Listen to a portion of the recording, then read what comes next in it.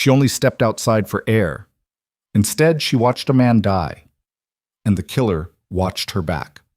One witness, one mafia boss, one impossible choice, become his or become a body in the Han River. This is the story of Aurelia Knox, a woman who walked into darkness and found something she never expected to survive. Watch until the end, hit like, and drop your city in the comments. I want to see how far this story travels.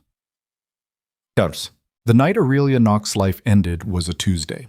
Not dramatically, not with warning signs or omens or the kind of cinematic dread that made sense in retrospect. It was just a Tuesday in late July, the air so thick with humidity that breathing felt like drinking, and the Han River somewhere beyond the city's glow doing whatever rivers did at midnight when nobody was watching. She was standing in the alley behind Club Seoul because the inside of the club had become unbearable. That was the honest reason. Not that she'd tell anyone that. She'd told Marcus, her colleague from the international school where she taught ninth grade English, that she needed air. She'd told herself the same thing, but the truth was simpler and uglier. She felt invisible in there, and the feeling had teeth. Club Seoul was the kind of place that existed in every major city if you knew the right people and had the right last name or the right bank account. Aurelia had none of those things. She was there because Marcus had been invited by one of the embassy parents, and Marcus had dragged her along with the logic that she needed to get out more, that she'd been in Seoul for 8 months and still ate dinner alone 4 nights out of 7, and that Atlanta was 10,000 kilometers away and pining for it wasn't going to shrink that distance. He wasn't wrong. She hated that he wasn't wrong. Inside, the music had been too loud and too cold at the same time, bass frequencies rattling her sternum while the air conditioning stripped the warmth from her skin. She'd stood at the bar holding a drink she didn't want, watching people who all seemed to know each other, who spoke in a fluid mix of Korean and English and occasionally French, who laughed at the right moments and touched each other's arms with the ease of people who had never once questioned whether they belonged somewhere. Aurelia knew how to read a room. 8 years of teaching teenagers had made her fluent in social dynamics, in the precise language of who mattered and who didn't, and where the invisible lines were drawn. And the room had told her, politely but firmly, that she was a guest at best, a curiosity at worst. So she'd found a door marked Bisangu, emergency exit, and she'd pushed through it, and the alley had swallowed her. The alley behind Club Seoul was narrow and industrial, in the way that service corridors always were. All concrete and drainage grates and the smell of grease from the kitchen exhaust fans that ran even at midnight. A single security light mounted above the door through a yellow cone that reached about 6 feet before dying. Beyond that, shadow. Aurelia leaned against the wall and closed her eyes and let herself breathe. She was 31 years old. She had a master's degree in education from Emory. She had a studio apartment in Mapo-gu with a window that looked out over a pharmacy and a chicken restaurant, and she had learned enough Korean to order food and apologize and ask where the bathroom was. She had 16 students who ranged from bored to brilliant, and she cared about all of them more than was probably professional. She was also, in this particular moment, deeply, specifically lonely in a way she hadn't admitted to anyone, including herself. The exhaust fans hummed. Somewhere above the buildings, a plane was crossing the sky. Then she heard voices. They came from deeper in the alley, past the edge of the security light's reach. Korean, spoken low and fast, with the particular cadence of men who were not having a casual conversation. She didn't catch all of it. Her Korean wasn't that good, but she caught enough. The word for money. The word for time. A name she didn't recognize, repeated twice. She should have gone back inside. She knew that later, replaying it, the way you replayed every decision that split your life into before and after. She should have turned around, found Marcus, told him she wanted to leave, and gone home to her studio apartment above the pharmacy and eaten the leftover rice in her refrigerator and slept. Instead, she stayed still. Because there was something about the quality of the silence between the words, a tightly coiled thing, like a wire pulled to its limit, that locked her in place. The voices moved. She'd heard footsteps on concrete. Then a third voice joined the first two, higher and faster, edged with something that wasn't quite panic, but was getting close. She pressed herself tighter against the wall. The brickwork was rough against her shoulder blades through her dress. The humidity made her palms slick. Then a shape emerged from the darkness at the far end of the alley. Not walking. Being walked. A man, Mid-40s from what she could see, jacket torn at the shoulder, being propelled forward by two larger figures who each had a hand on him. His feet were moving, but barely. More drag than walking, the body's last protest against what the mind already understood was coming. Behind them, unhurried, came a fourth figure. He walked the way certain men walked, the kind that had nothing to prove, because everything had already been proven. Not fast, not slow. Perfectly calibrated. One hand in his pocket, the other loose at his side. He wore a dark suit that had no business looking that clean at midnight in an alley behind a nightclub, and his face, what she could see of it in the diluted light, was completely without expression. The two larger figures forced the first man to his knees. The kneeling man started talking. Pleading, she realized. The words were too fast and too fractured for her to follow, but the shape of them was universal. Please. Wait, I can explain. She'd heard that shape in a dozen languages from students who hadn't done their homework, and it never sounded different regardless of the stakes. The fourth man, the one who walked like gravity obeyed him, stopped in front of the kneeling figure. He looked down. He said something quiet. She couldn't hear it. It sounded almost gentle. Then he reached inside his jacket and removed a gun. Aurelia Knox had never seen a gun outside of a movie theater or a television screen. She'd grown up in Southwest Atlanta where guns were not hypothetical, where she'd heard them at night and understood what they meant, but she had never personally, physically seen one in a person's hand at close range. The sight of it, the actual object, dark and compact, with what she'd later understand was a suppressor fitted to the barrel, produced a kind of full-body stillness that she couldn't have broken if she'd tried. She didn't breathe. The kneeling man said one more thing. The fourth man raised the gun. The sound it made was not the sound she'd heard in movies. It was quieter, more mechanical.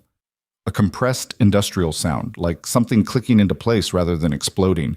She'd expected noise. She got precision. The kneeling man fell. He went sideways, almost gently, and then the concrete was holding him and he was not moving, and the two larger figures were stepping back, and the fourth man was lowering the gun, and Aurelia's body was betraying her in multiple directions simultaneously, her lungs seizing, her vision narrowing at the edges, her right hand flying to her mouth to trap a sound she hadn't known she was making. The sound escaped anyway. Not loud. Not a scream.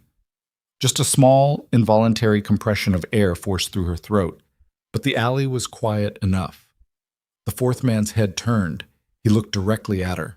Even at that distance, even in that light, she felt the look like a physical thing. Not surprise. There was no surprise in it, just assessment, cool and immediate and total, like a scan. His eyes moved from her face to her hands to the door behind her and back to her face, and she understood in some pre-verbal part of her brain that he was cataloging her the way a person cataloged a problem. Her legs moved before she decided to move them. She hit the door handle, burst through into the corridor beyond, and ran. She ran through the service corridor with its fluorescent lights and kitchen smells. Ran past a startled dishwasher in a white apron who shouted something she didn't catch.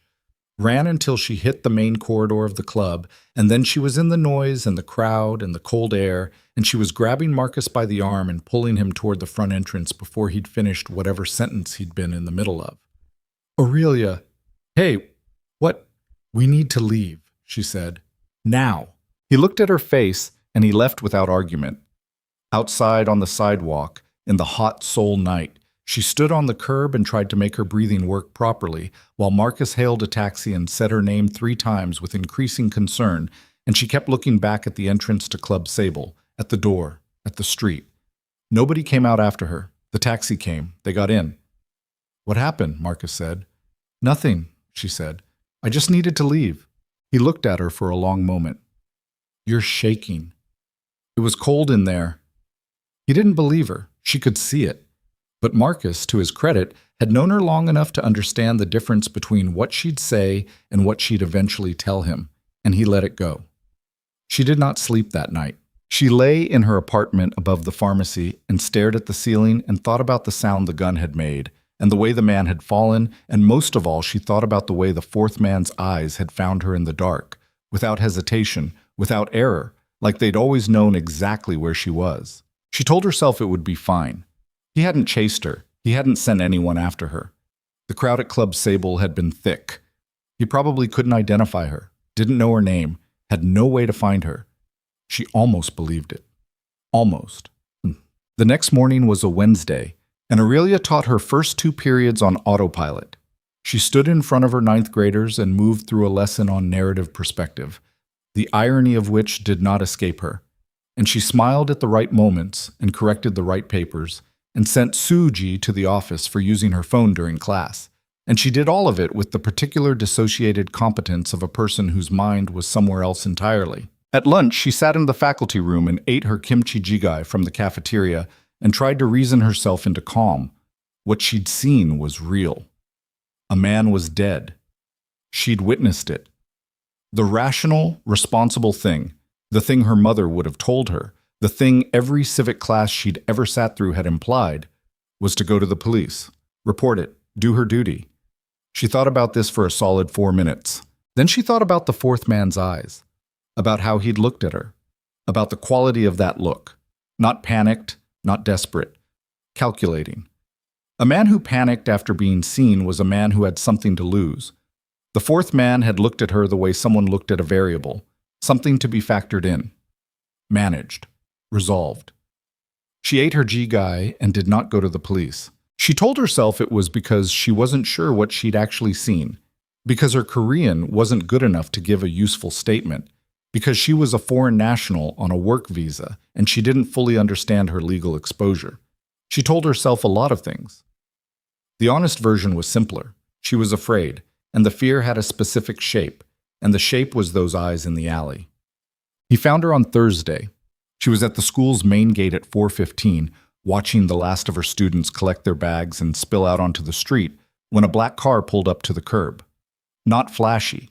A G-Class, dark, windows tinted to the legal limit. The kind of car that was expensive without advertising it. A man got out of the front passenger seat. Not the 4th man. This one was built like a doorframe, compact and economical with his movements, wearing a suit that was slightly too tight across the shoulders. He said her name. Not a question. A statement. Aurelia Knox. She felt her body understand before her mind caught up. The way the sound of her name in a stranger's mouth felt like a violation. The way her feet went still on the sidewalk. "Who are you?" she said. "Mr. Kang would like to speak with you." "I don't know anyone named Kang." The man looked at her the way people looked at someone saying something they both knew wasn't true. Patient, faintly tired. "Please," he said. It was not quite a request. She looked at the car, at the man, at the street, which was populated enough. Students, parents, a snack cart vendor, a woman walking a small dog. That screaming would have produced witnesses. She calculated this, and she understood from the flatness in the man's expression that he'd calculated it too, and that his calculation had come out differently than hers. She got in the car. They drove for 20 minutes into a part of Seoul she didn't fully know, the kind of neighborhood where money didn't make noise. Old buildings converted to private clubs, streets without convenient public transit, security cameras above every entrance. The car stopped in front of a building with no signage, just clean stone facing and a door that opened before they reached it. She was taken to an elevator, to the top floor, to a room that had 3 walls of glass overlooking the city, and furniture that had been chosen by someone who understood the difference between expensive and tasteful. He was standing at the window with his back to her when she came in. Kang Ji-Tae. She knew the name now. The drive had given her time to put things together, fragments she'd heard in the club before she'd stepped outside, references she'd caught from Korean colleagues who'd mentioned the Kang family the way people mentioned weather. Inevitable, potentially dangerous, always present. The syndicate that had existed in Seoul's underworld for 30 years, that had survived 3 administration changes and 2 major police crackdowns, and 1 very public federal investigation that had somehow produced no indictments. He turned around. He was younger than she'd expected. Mid-30s, maybe 36. The suit was different from the night before, lighter, charcoal gray, but the quality of how he occupied it was the same, like the clothes existed to confirm something that was already there rather than to create it. His face was sharp without being severe, jaw, cheekbones, the particular precision of someone who'd grown up knowing they'd be watched. He did not look like a monster. She'd been hoping, on some level, that he would. "Sit down," he said. His English was nearly unaccented. That surprised her, too. "I'd rather stand," she said. Something moved in his expression, not quite amusement, an acknowledgement, maybe, of her position. "Suit yourself," he said. He crossed to the seating area. Low modern couches, a glass table with a tea service on it, and sat with the unhurried ease of someone who had nowhere to be because every room he entered became wherever he needed to be. "You were behind Club Sable Tuesday night," he said. She said nothing. "You saw something you shouldn't have." Still nothing. "I need to know what you intend to do about that." Aurelia Knox had spent 8 years in classrooms managing adolescents who thought they were tougher than they were, and one of the things she'd learned was that silence was often stronger than speech. She held his gaze and let the silence exist between them like a third presence. He watched her do it. She had the unsettling impression that he was cataloging this too. "You didn't go to the police," he said. "You seem certain of that." "If you had, we wouldn't be having this conversation." The implication was clean and clear. She held the eye contact. "What do you want?" she said. "That depends on what you want." He picked up his tea, set it down without drinking. "Disappearing, you would be the simplest option. You're a foreign national. People leave Seoul all the time." A pause. "But I find simple solutions are often expensive in ways that aren't apparent at the time." "You're telling me you're not going to kill me?" "I'm telling you I'd prefer not to." He looked at her steadily. "The man you saw in the alley was stealing from the families of my organization's employees. He'd been given 3 opportunities to correct it. He chose not to." "You're explaining yourself." "I'm providing context." "Why?" He paused. It was a real pause, not theatrical, not constructed for effect. Something actually being considered. "Because you're not stupid," he said, "and I don't find it useful to treat intelligent people like they're not." Aurelia looked at him for a long moment. The city glittered behind him, 30 floors of nighttime Seoul, all lit up and indifferent. "What do you want?" she said again. "Your presence," he said, "for a period of time, at certain events, certain meetings. You speak English and Korean, and you move in circles I have reason to monitor. In exchange, you are safe. You continue your life, your job, your routine. You are invisible to everyone who would want to use what you saw against me. You want me to spy for you. I want you to exist near me. There's a difference." "There isn't." Another of those not quite smiles. "You'd be surprised," he said. She should have refused. She knew it even as she was doing the opposite, knew that the rational, self-preserving choice was to call his bluff, walk out, take her chances with whatever came after. But the thing was, she'd looked at his face when he'd said invisible to everyone who would want to use what you saw. And there had been something there that wasn't a threat, something that was closer, frighteningly, to a statement of fact. There were other people involved. That was what he was telling her. Other factions, other interests. And if they knew she'd witnessed what she'd witnessed, she became useful to them in ways that had nothing to do with her own well-being. Ji-Tae was the danger she could see. He was offering to be the devil she knew. "How long?" she said. "Until it's no longer necessary." That's not an answer. "No," he agreed. "It isn't." She stood in the room with the glass walls and the city behind him, and she thought about her studio apartment and her 16 students and her leftover rice and the life she'd built in 8 months of Seoul, and she made the decision that unmade everything that had come before it. "I'm not quitting my job," she said. "I wouldn't ask you to. I'm not moving into wherever you live. Also not requested. If you want me somewhere and I can't be there, I'm not going to invent excuses. I'll tell you directly." He looked at her. "All right. And I need to know what you're asking me to do before I do it, every time. Not after the fact." He considered this. "Within reason." "No, without condition." The silence held for a moment. "Within reason," he said again, quieter. And something in the way he said it, not backing down but acknowledging the line, told her it was actually a concession. "Fine," she said. She didn't shake his hand. He didn't offer it. She left the way she'd come, in the black car that deposited her 2 blocks from her apartment in Mapogu, and she walked the last distance in the warm night air and stopped in front of the pharmacy and looked up at her window and thought, "What did I just do?" The honest answer was that she didn't know. What she knew was smaller and stranger. That the man with the gun in the alley had spoken to a dying man with something that sounded almost like regret. That he had explained himself to her when explanation wasn't owed. That when she'd pushed back on his terms, he'd bent. Not much, but enough to notice. She didn't know what any of that meant. She went upstairs and ate her leftover rice and did not sleep again for a very long time. The first event was a dinner, 11 days later. A private room at a restaurant in Gangnam that had no menu. You ate what they brought you, 12 courses, and you were grateful because the food was extraordinary and the conversation was the real business anyway. Ji-Tae introduced her as a professional associate, which was vague enough to be meaningless and specific enough to discourage questions. The other men at the table, 4 of them, all Korean, all wearing the particular brand of watchful ease that she was learning to recognize as the mark of men who operated in these circles, regarded her with polite curiosity and then, taking their cue from Ji-Tae's manner, moved on. She was there to listen. He'd been clear about that. Not to report. He didn't ask her afterward to relay conversations. He just wanted her present. Later, she'd understand why. Her presence changed the room's temperature.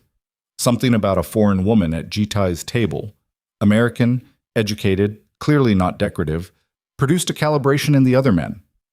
A performance of legitimacy. An implicit message. This man operates in a world with different rules now. Adjust accordingly. She was a signal. She just didn't know what she was signaling yet. What she knew was that the dinner lasted 3 hours, and the food was extraordinary, and Ji-Tae spoke to her twice. Once to ask if she wanted more of the 5th course, she did, and once to translate a joke one of the other men had made in Korean that apparently didn't survive translation, because when he rendered it in English it was just a fact about fish. And she'd looked at him and said, "That's not funny," and he'd said no. And something had shifted in the space between them, small and almost imperceptible, almost. The drive back to Mapogu, she sat in the rear of the car and thought about that shift and told herself she was imagining things. Over the following weeks, the shape of it settled into something almost routine. She taught her classes. She graded papers. She ate lunch in the faculty room and had occasional drinks with Marcus, who had eventually accepted her explanation, "I left because I was tired. I'm fine. Stop looking at me like that," and moved on to worrying about other things. She took the subway and bought groceries and called her mother on Sunday mornings, Atlanta time, and said she was doing great. Seoul was amazing. She was having adventures. And once, sometimes twice a week, a black car arrived. She went where it took her. Sometimes it was dinners. Sometimes it was events. A gallery opening, a charity function, a private showing at an auction house. Once it was a meeting in an office building in Yeouido that she understood was significant by the quality of the silence Ji-Tae maintained in the car, both before and after, though he said nothing to explain it. She learned, in fragments, how to read him. He was not warm, but he was precise. He said what he meant, most of the time, and the gap between his words and his intentions was narrower than she'd expected from a man in his position. He didn't flatter her or charm her, which she'd braced for and found she didn't miss. He answered direct questions directly. When he disagreed with something she said, he said so. She found this, against all instinct, easier to trust than the alternative would have been. She also found, against all wisdom, that she was becoming curious about him in ways that had nothing to do with self-preservation. She asked him, 3 weeks in, why his English was so good. He'd looked at her with the expression she was starting to recognize as the one he got when a question was more interesting than he'd expected.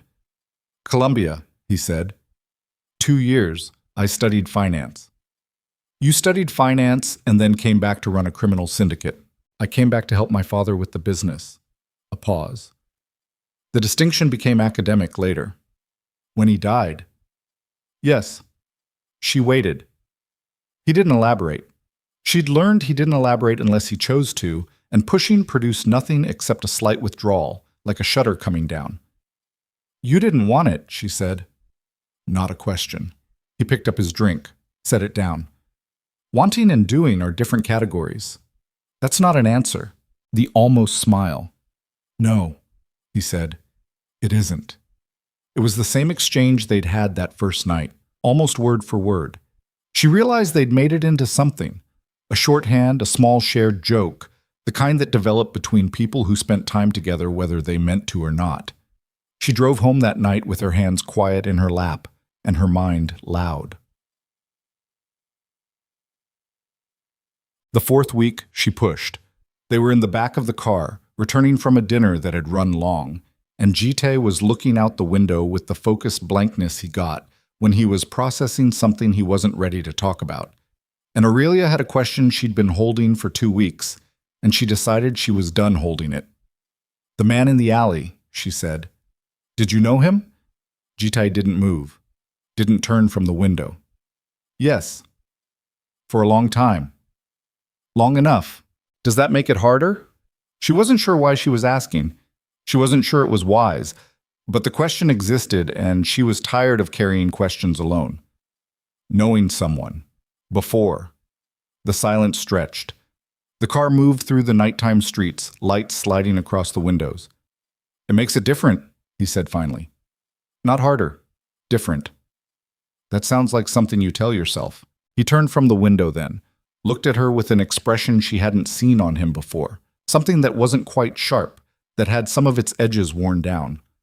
"Yes," he said, "it is." The car pulled up to her building. She gathered her bag. Her hand was on the door handle when he spoke again. "The men who worked under him," Ji-Tae said, "the ones he was stealing from. Most of them have families. Some of them have been with the organization since my father's time." He said it to the window, not to her. "I don't expect you to understand the calculus." "I don't," she said, "but I hear it." She got out of the car. Standing on the sidewalk, she watched it pull away, and she thought, something is changing, and I don't know how to stop it, and I'm not entirely sure I want to. It was in the 6th week that everything shifted. She was in a private club in Itaewon, one of Ji-Tae's regular venues, a place that occupied the top floor of a building that otherwise hosted a legitimate hotel, when a woman approached her. Mid-30s, Korean, dressed in the calculated, understated way that meant serious money and serious connections. She'd been at the edge of Aurelia's peripheral vision for 20 minutes before she moved. "You're with Kang Ji-Tae," the woman said in excellent English. "I'm at the same table as Kang Ji-Tae," Aurelia said.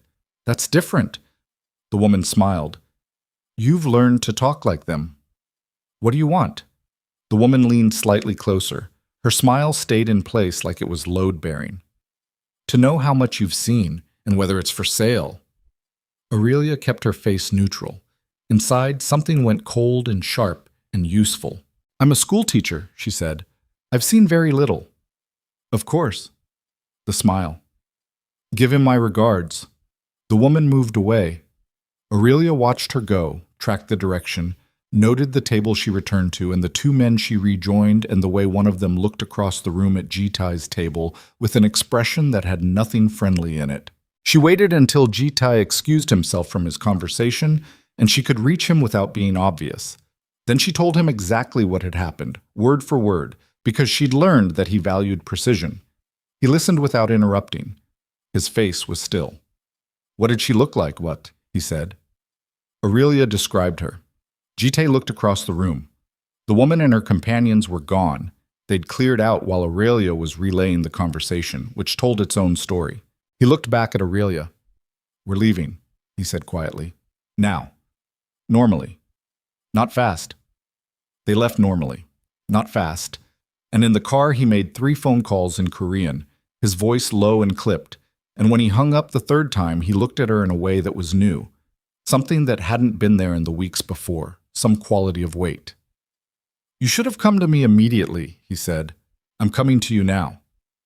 "She had 20 minutes with you. She had 30 seconds of actual conversation. I managed the other 19 minutes and 30 seconds myself." A pause. "What does that mean?" "It means I'm not helpless," she said. "It means if someone's watching me while I'm sitting at your table, I know it, and I don't need to interrupt the evening every time someone looks at me sideways." He held her gaze. Something moved behind his eyes.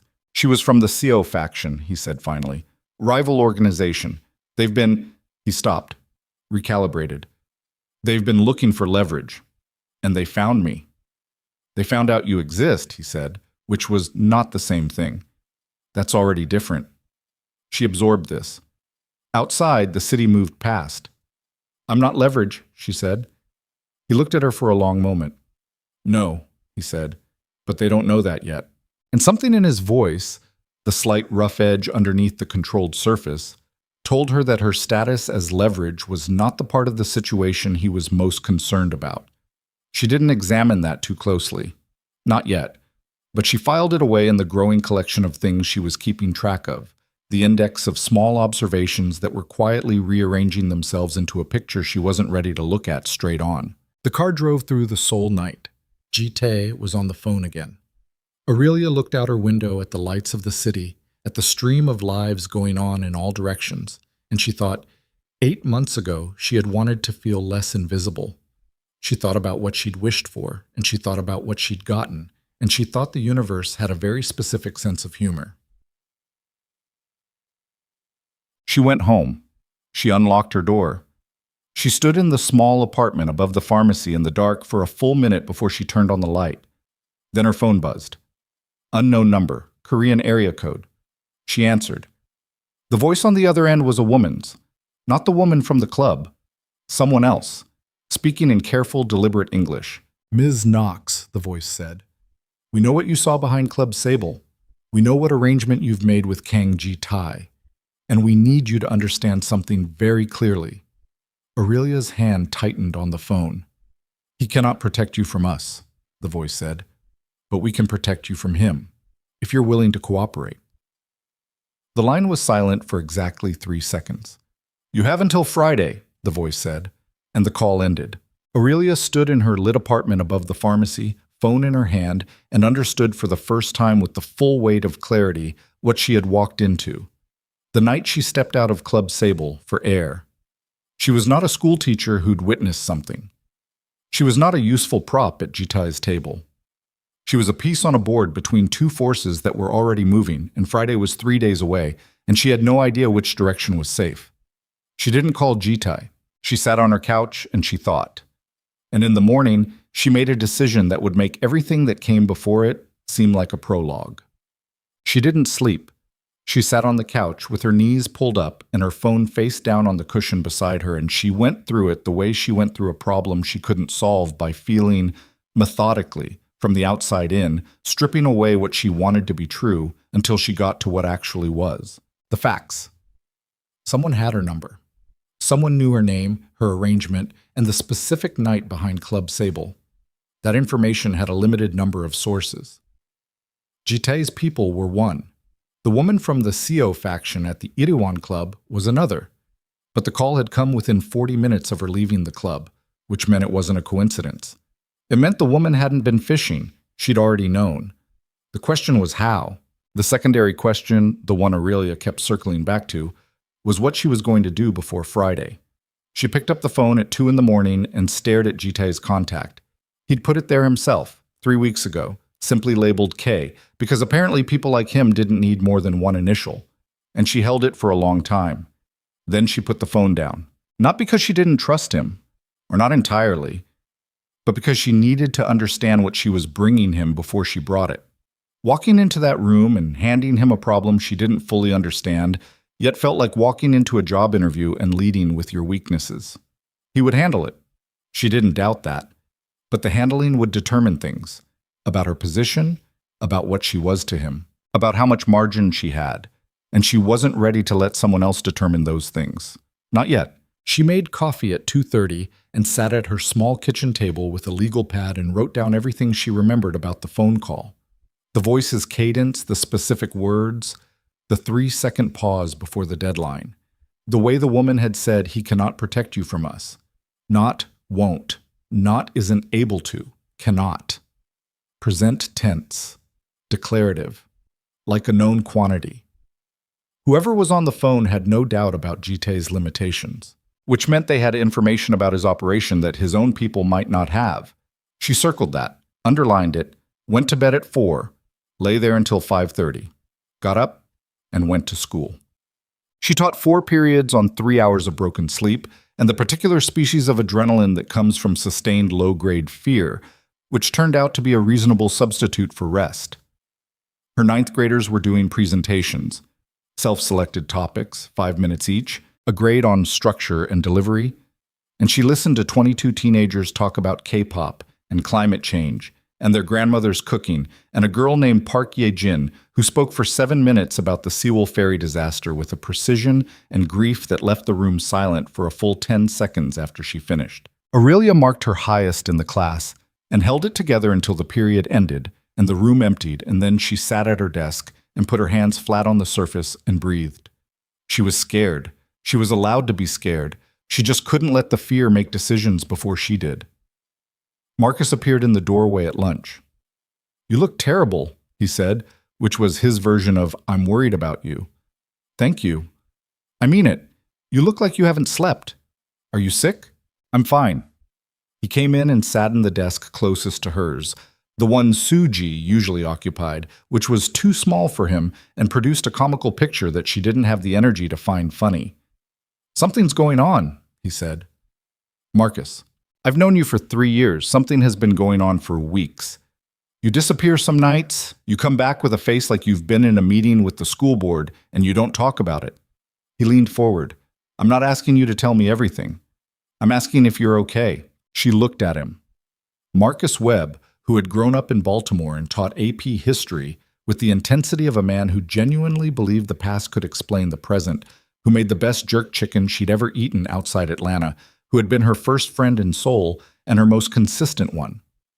"I'm in a complicated situation," she said. "I can't explain it, but I'm handling it. Who else knows? Nobody I want knowing." "Does it have to do with the night you dragged me out of Club Sable?" She said nothing, which was its own answer. He sat back, ran a hand over his face. "Aurelia, tell me you didn't do something that can't be undone." "I witnessed something," she said carefully, "and as a result, I'm involved with certain people. It's being managed." "Certain people?" "Yes." "How certain? On a scale of like tax accountants to—" "Don't finish that sentence." He didn't. He looked at her for a long, heavy moment. "I need you to be careful," he said finally. "I know. And if it gets bad, whatever bad means in this situation, I need you to tell me." "I'll tell you." She wouldn't. They both knew it. But he nodded anyway because sometimes people needed to say the thing even when it wasn't true. And Marcus was wise enough to know that. She called Ji-Tae at 8 o'clock that evening. He picked up on the second ring, which told her he'd been expecting contact. "Someone called me last night," she said, "after I got home." A silence. Not long. "Tell me." She told him. Everything she'd written on the legal pad, in order, without editorializing. He didn't interrupt. When she finished, the silence on his end was the particular kind that meant processing, not absence. "Word for word," he said, "he cannot protect you from us." "Yes. You waited until now to call me." "I needed to think first." "You needed—" He stopped. She could hear him stop, hear the restraint it took. "That call was a threat. You should have contacted me immediately." "I needed to think," she said again, steady. "I'm contacting you now. Do you want to continue discussing when I called, or do you want to talk about what it means?" Another silence. This one had a different texture. "Come here," he said. "Tonight." "I have school tomorrow." "This isn't a request." "I understand that. I'm telling you I have school tomorrow, and I'll need to be home by midnight." 3 seconds. "Fine," he said. "Car in 20 minutes." Sad.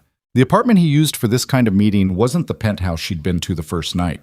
It was a floor below, smaller, with the same view but furnished like somewhere a person actually lived. Books on shelves, a coffee maker that showed signs of regular use, a jacket slung over the back of a chair that someone had forgotten to move before she arrived. Or chosen not to.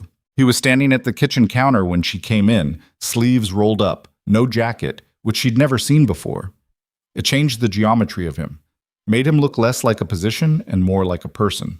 She noted this and stored it and didn't examine it. "Water?" he said. "Please." He got 2 glasses, brought them to the low table.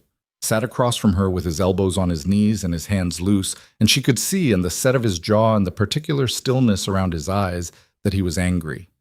Not at her, or not primarily at her. At the situation, at the shape it was taking. "The CO faction didn't call you," he said. She waited. "The voice you described, deliberate, careful English, the 3-second pause before the deadline. That's not CO's style. They're blunt. They don't do formal. This was someone else. Someone else meaning I have more than one problem and one of them is using you as a pressure point." He looked at his hands.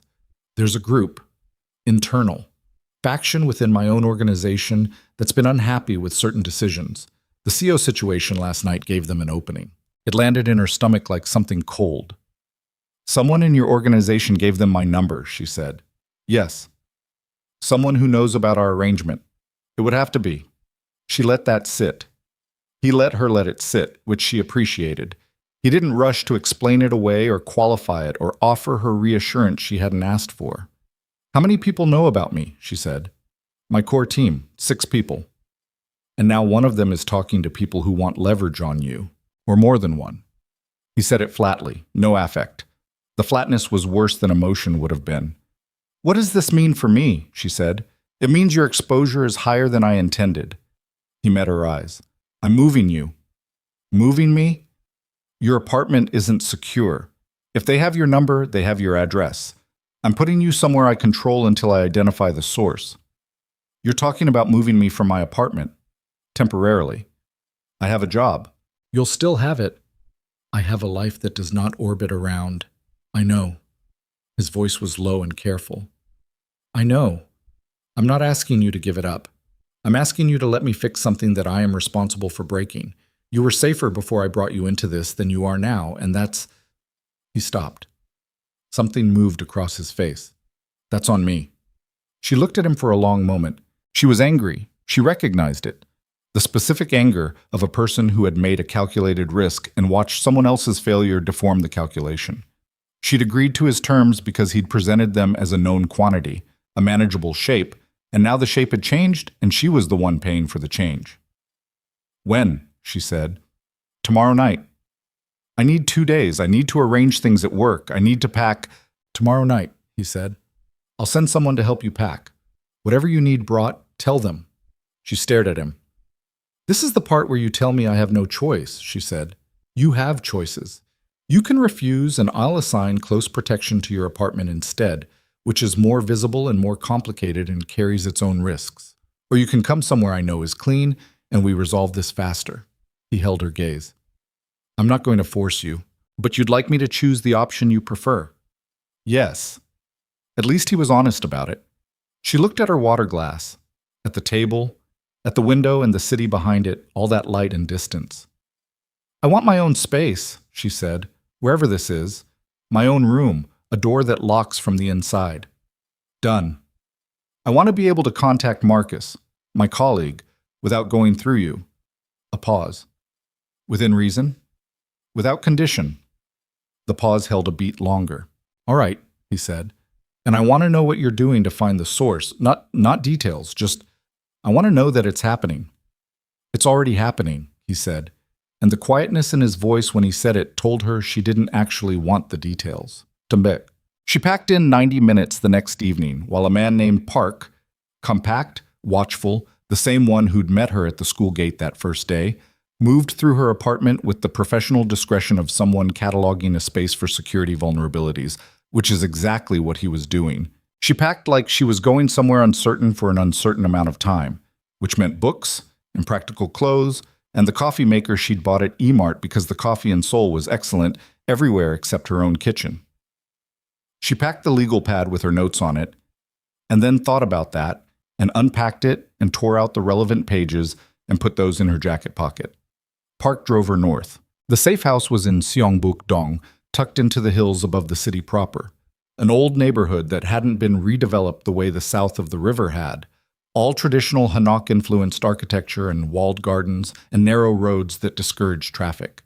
The house itself was behind a stone wall with a wooden gate, and inside the gate was a courtyard with actual trees, which surprised her, in a building that was smaller than she'd expected and older looking and nothing like the glass towers she associated with Ji-Tae's world.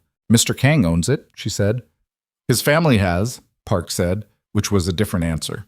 She was shown to a room on the second floor with a window that looked over the courtyard and the trees and the city below them in the distance. There was a bed, a desk, a small wardrobe, a bathroom with a door that locked. Everything clean. She unpacked in 20 minutes and sat on the bed and looked at her phone. No messages, no missed calls. She told Marcus she was staying with a friend outside the city for a few weeks. He'd accepted this with the expression of a man who had chosen to stop asking questions he wasn't going to get answers to, which was its own kind of grace. She texted her mother that she was fine, and Seoul was amazing, and she was having adventures. She was having something.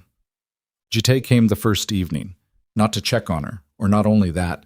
He came because there was a meeting he needed to conduct from the house. 2 of his senior people, a conversation she was not included in, and that took place in the downstairs room with the door closed for an hour and a half, while she sat in the courtyard with a book she wasn't reading. When the meeting ended and his people left, he came and stood in the doorway to the courtyard. "All right," he said. "Fine," she said. He came and sat on the low stone bench across from hers. He was in a suit, but the jacket was off. He'd left it somewhere inside, and his sleeves were rolled, and she was getting used to this version of him, the version that existed after the public-facing construction came down. "How long have you been doing this?" she said. "Sitting in courtyards?" "Running things, actually running them, not as your father's son." He looked at the trees. They were old trees. She didn't know enough about Korean native species to identify them, but they had the look of things that had been rooted for a long time, the bark thick and grooved, the canopy wide. 7 years, he said. He died when I was 29. That's young. He was younger when he started. Is that supposed to make it better? No, he said. It's just a fact. She looked at him, at the profile of him, the jaw, the set of his shoulders. He was tired. She'd been learning to read that on him, the way tiredness didn't soften his face, but instead made the sharpness more apparent, like weather-stripping paint. Who do you think it is? She said. Inside your organization. He was quiet. You know, she said, or you think you know. You wouldn't be this contained about it if you didn't have a suspect. He turned and looked at her. The look had something in it she couldn't fully read. A man named Tae-suk, he said. He's been with the organization since my father's time, senior advisor. He's believed consistently that I've been too cautious since I took over, too selective about operations, he paused. He thinks I've been thinking like an executive instead of a boss. And you brought a foreign school teacher into the circle, and that confirmed his opinion. It gave him ammunition, Ji-Tae said, whether or not the opinion was already there. What are you going to do? Confirm it first, then act. And if it's him, the look he gave her was the most unguarded she'd seen from him. Not soft, nothing about him was soft, but stripped of the performance of control.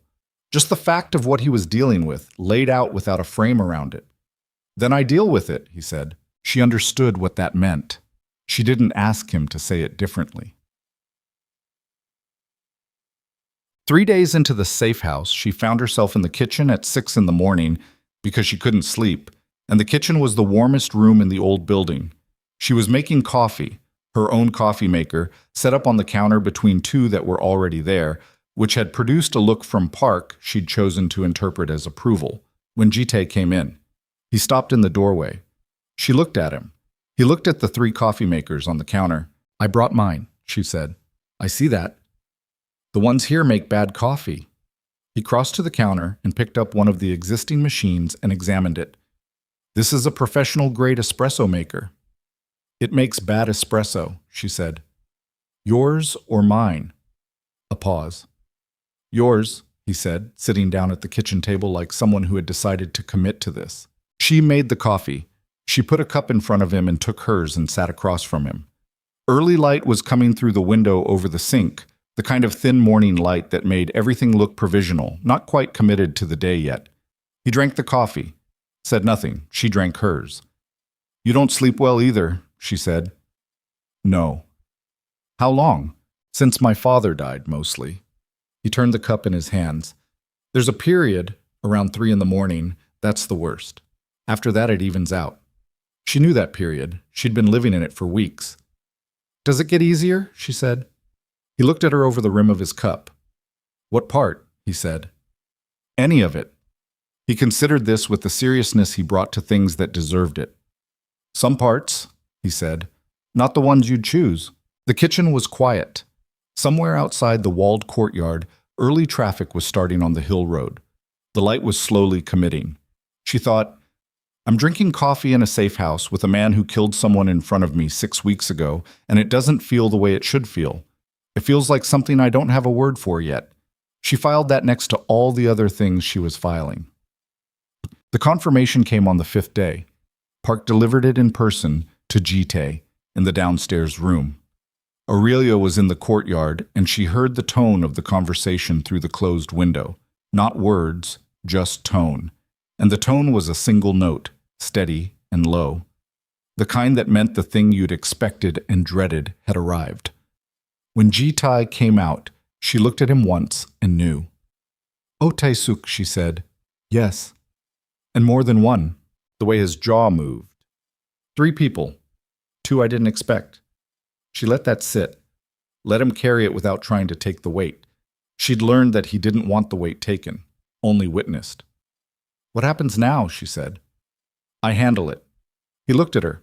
You stay here. For how long? Until it's done. Ji-Tae. She used his name deliberately, the first time without the formal address. She saw it register, the slight shift in his posture. How long? He held her gaze. 2 days? He said. Maybe 3. She nodded. He turned to go. Be careful, she said. He stopped. He didn't turn around, but she saw his shoulders change, something releasing in them, small and real. I will, he said. And he left. She sat in the courtyard and watched the trees and thought about the 3 people he hadn't expected, and she thought about what it cost a person to trust the wrong ones. And she thought about the morning coffee and the conversation about the 3 a.m. hour and the way he'd said not the ones you'd choose. And she thought, I am in serious trouble of a kind I didn't account for. Not the kind with guns, the other kind. The kind she had no protocol for. Holcomb. He didn't come back in 2 days. He didn't come back in 3. Park said nothing useful. He brought meals and checked the perimeter and answered her direct questions with answers that contained no information, which was its own information. On the evening of the 4th day, she heard the gate. She was at her window. She watched Ji-Tae cross the courtyard. He was moving differently, not injured, but carrying something. Some invisible weight that had redistributed since she'd last seen him, settled into different places. He looked up. Their eyes met through the window. He looked away first, which had never happened before. She went downstairs. He was in the kitchen, jacket off, standing at the counter with his back to her. When she came in, he didn't turn around. It's done, he said. She stopped in the doorway. All 3? She said. Yes. She waited. Oh, Tae-suk was planning a full transfer, Ji-Tae said, of leadership, not just information. He'd been in contact with the CO faction for 4 months. He was going to use you as the final piece, proof that I'd compromised the organization through personal attachment. He paused. He wasn't entirely wrong about the attachment. Aurelia held very still. What he got wrong, Ji-Tae continued, and now he turned around and his face had the stripped look, the one without the performance layer, was thinking that made me weaker. She looked at him. He looked at her. The CO faction knows the internal threat is resolved, he said. They know O's plan failed, but they also know... He stopped, pressed his mouth together. They know I have a vulnerability. They saw it in how fast I moved you, and how I handled the information leak. They know it's you. The kitchen was very quiet. Which means, she said slowly, which means you are not safer now than you were last week, he said. You are the leverage, not potential leverage, actual. They will use you, or they'll try, because they understand now that I'll move faster for you than I will for territory or money or anything else in the operation. She heard it, all of it. What he was saying and what he wasn't saying, and the gap between them. When did you understand that? She said. He looked at her for a long moment. Tuesday, he said. He'd confirmed it to himself 3 days ago, and he'd been carrying it since then, and she understood that the distance in his shoulders when he'd crossed the courtyard had not been about what he'd done with Ote-suk. It had been about this, about what he was about to have to say. I'm making you a target by keeping you close, he said, and I'm making you a target by letting you go. There is no version of this where you go back to Mapogu and teach your classes, and this is over. He held her gaze. There is only the question of which kind of danger and who's managing it, and whether you... He stopped. The sentence had somewhere to go. He didn't take it there. She took a breath. Whether I what? She said. Ji-Tae looked at her with the kind of look that had no calculation in it. No management, just the fact of something present and uncontrolled, standing in a kitchen at 7:30 in the evening with the city lights starting below them and the old trees going dark in the courtyard and everything about the next moment depending on the shape of the next few words. Whether you trust me, he said. Still, knowing what I am, knowing what this costs. She looked back at him. The things she'd been filing away, all those indexed observations, all those small moments she hadn't been ready to look at straight on. She looked at them now, all at once. I trust you more than I should, she said quietly. That's the problem. He didn't move. She didn't move. And then his phone rang. He picked it up, looked at the screen, and something changed in his face. Not fear, nothing so simple, but a kind of crystalline recognition, like a man watching a wave he'd calculated arriving precisely where and when he'd set it. The phone call lasted 40 seconds. Aurelia watched Ji-Tae's face during those 40 seconds, the way she'd learned to watch it. Not for expression, because expression was the last thing to change in him, but for the smaller indicators, the jaw, the stillness around his eyes, the almost imperceptible shift in how he held his shoulders. What she saw in those 40 seconds was not panic. It was worse than panic. It was recognition. He hung up. He looked at her. Get your shoes, he said. What happened? Aurelia, shoes, now. She got her shoes. He was already moving through the house, his voice low and rapid in Korean toward Park, who appeared from somewhere and began his own efficient movement, checking windows, pulling a phone, speaking to someone in clipped syllables. The house that had felt still for 5 days suddenly had a current running through it, invisible and charged. She came downstairs with her shoes on and her jacket and the pages from the legal pad already in her pocket because some instinct had told her in the last 30 seconds to grab them. Tell me, she said. The peace meeting my team arranged with the Seoul faction, Ji-Tae said, pulling his jacket on. The one scheduled for tomorrow. Someone moved it. Moved it where? Here. He looked at her. Someone told them where you are. The cold that moved through her was clean and specific. Not generalized fear, something precise. She thought about the 3 people Ji-Tae had handled, the 3 he hadn't expected, and she thought 3 was the number he'd confirmed, not necessarily the number that existed. There's a 4th, she said. His jaw moved. Car is outside, Park said from the doorway. They moved. The car was a different one, not the black G-Class she'd ridden in a dozen times, but a gray sedan, older, the kind that disappeared in traffic. Park drove.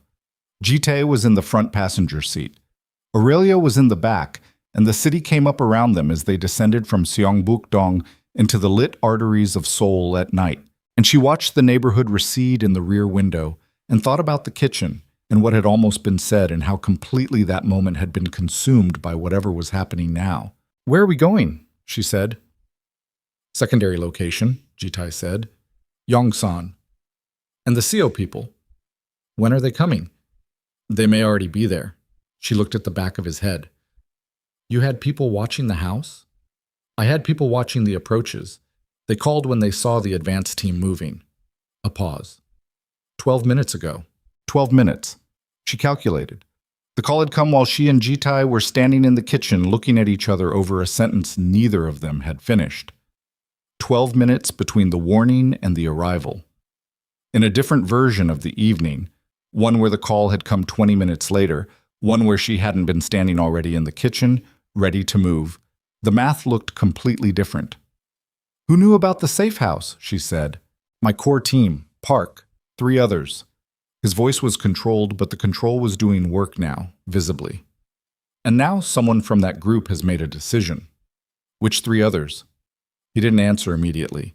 Ji-Tae, Lee Byung-ho, my operations director. He said it like pulling something out of a wound. He coordinated the logistics of moving you. You trust him. I did. Past tense. She heard it. Is it him? She said. I don't know yet. But you think so. The car moved through an intersection, red to green, the city indifferent. He's the only one who had direct knowledge of the location and the scheduled meeting time, Ji-Tae said. The others knew one or the other, not both. She sat with that. With what it meant for a man who had already discovered 3 betrayals in his inner circle to be sitting in the front seat of a gray sedan discovering a possible 4th. She thought about what that kind of repetition did to a person. Not the individual betrayals, but the accumulation, the weight of finding out again and again that the map of who was safe was smaller than you thought. She didn't say anything about it. She just let it be true. The Yongsan location was an apartment on the 14th floor of a building that looked entirely civilian, the kind of high-rise with a convenience store on the ground floor and a dry cleaner next to it and 100 ordinary lives stacked above. Park had a key. They rode the elevator in silence, 3 floors past the lobby, 2 transfers through corridors that required key cards. The apartment was sparse, functional. A couch, a table, a kitchen with sealed goods in the cabinets. 2 bedrooms. Windows that faced east away from the river. Ji-Tae was on the phone before the door closed. Aurelia sat on the couch and watched him pace. Short, contained pacing, the length of the room and back.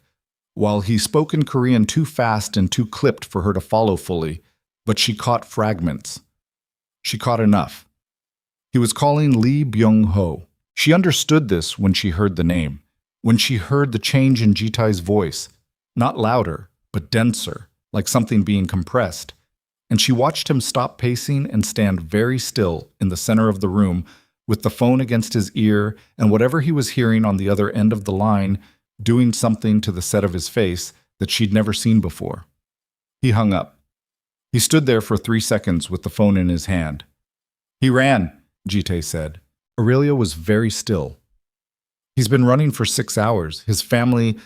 Ji-Tae's voice stopped, started again. His family left Seoul this morning. Children, wife. He'd been moving them since yesterday. He knew you'd find him. He knew I'd find Oh Tae-suk first. He bought himself time. Ji-Tae turned. His face was the flattest she'd ever seen it, past anger, past whatever came after anger, into something colder and more fundamental. He's been coordinating with the Seo faction for longer than Oh. He was the architect. The word sat in the room. Architect. Not a follower. Not someone who'd been flipped by pressure or money or fear. Someone who had built it, planned it. Had been planning it probably through weeks of Aurelia's dinners and meetings and car rides and kitchen mornings. Had been watching the shape of what was developing between her and Ji-Tae and incorporating it into a structure designed to bring everything down. She thought about Lee Byung-ho, whom she'd met exactly twice. A compact man in his 40s who had nodded at her with the polite blankness of someone who'd decided she was a temporary phenomenon. She thought about how he'd looked at Ji-Tae at those meetings, and she tried to locate, in retrospect, some sign of what was underneath. She couldn't find it. That was the thing about architects. They built from the inside. The peace meeting tomorrow, she said. It was never a peace meeting. Ji-Tae looked at her. It was the trap, she said. They were going to offer negotiation and use the location to... She stopped, reframed. That wasn't a trap for you. The safe house was. They wanted you arriving to protect me. Something moved in his face. Yes, he said. They wanted you reactive, off your position, coming to me instead of managing the situation from somewhere you controlled. She heard her own voice doing the thing it did when she was following a logic chain to its end, steady and too fast. Lee built it around the assumption that you would move first for me, that you wouldn't calculate, that you would just move. Ji-Tae looked at her for a long time. He wasn't wrong, he said quietly. The apartment was very still. She wanted to say something, several things. She wanted to say that she understood what it cost him to say that, And she wanted to say that the way he'd moved for her wasn't weakness. And she wanted to say the thing that had been sitting in her chest for weeks, taking up space she didn't have. But instead, she said nothing, because the moment wasn't built for it, because the 12 minutes between the warning call and getting out of the safe house were still vibrating through her, and the present required more than the personal. "What do we do now?" she said. He took a breath, let it out slowly. "The meeting still happens," he said. "Tomorrow. Same time, different location, one I control." He moved to the table, stood over it, thinking, "I need the CO people in a room where the variables are mine, not theirs. I need to close this, not the Lee situation that takes longer, but the CO situation, the active threat. You're going to negotiate. I'm going to negotiate from a position that demonstrates Lee's plan failed, that I'm not reactive, that I'm not compromised." He looked at her. "Which means you can't be there. I understand. I need you here, with Park, out of the picture entirely until it's over." "Understood," she said. "What about Lee?" "My people are already moving." He said it with the specific flatness of a man who had accepted a necessary cost. "He won't reach wherever he's going." She absorbed this. She didn't ask for clarification on what "won't reach" meant. She already knew. "Okay," she said. He looked at her. "You're very calm." "No," she said. "I'm calibrated. There's a difference." Something shifted in his face, a brief, involuntary thing, almost warmth, if warmth could be sharp. "There is," he said. "Yes." She did not sleep again. Park stationed himself in the main room. She lay in the smaller bedroom and stared at the ceiling and thought with the ruthless clarity of the very tired and the very afraid, stripping everything back to its load-bearing structure. She was in danger. That was established. She had been in danger since the night behind Club Sable, but the quality of the danger had changed. It had gone from being about what she'd witnessed to being about who she'd become to someone. That shift had happened somewhere in the weeks between the first dinner in Gangnam and the morning coffee in the Seongbuk-dong courtyard, and it had happened regardless of whether she'd intended it or he had. She'd walked into it with her eyes open. She'd told herself she was managing it, staying clear-eyed, keeping the appropriate distance. She'd told herself a lot of things. The truth was simpler and less comfortable. She had stopped being afraid of Kang Ji-Tae at some point she couldn't precisely identify. And in the space where the fear had been, something else had moved in without asking permission. She pressed her hands flat on the mattress and looked at the ceiling. The city hummed below her. Somewhere in it, Ji-Tae was managing the geometry of forces she only partially understood, and in the morning he would walk into a room with the CO faction and try to close something that Lee Byung-ho's plan had been designed to leave permanently open. She thought, be careful. She thought it at the ceiling because there was nowhere else to put it. Morning came. Park made coffee. Not as good as hers, which was in the kitchen of the Seongbuk-dong house they'd left without her machine, a loss she chose not to examine. And they sat at the table in the apartment, and he told her, in his careful economic way, that Mr. Kang had left at 6 a.m. and expected to conclude the meeting by noon. "And if it doesn't conclude by noon," she said. "Then it takes longer," Park said, without irony. She looked at him. Park, who had been present for most of the significant moments of the last 6 weeks, who had driven and guarded and appeared in doorways and disappeared again with the unobtrusive precision of someone who understood his function perfectly. She'd spent 6 weeks seeing through him the way you saw through furniture that served its purpose. Now she looked at him directly. "How long have you been with him?" she said. Park considered whether to answer, decided to.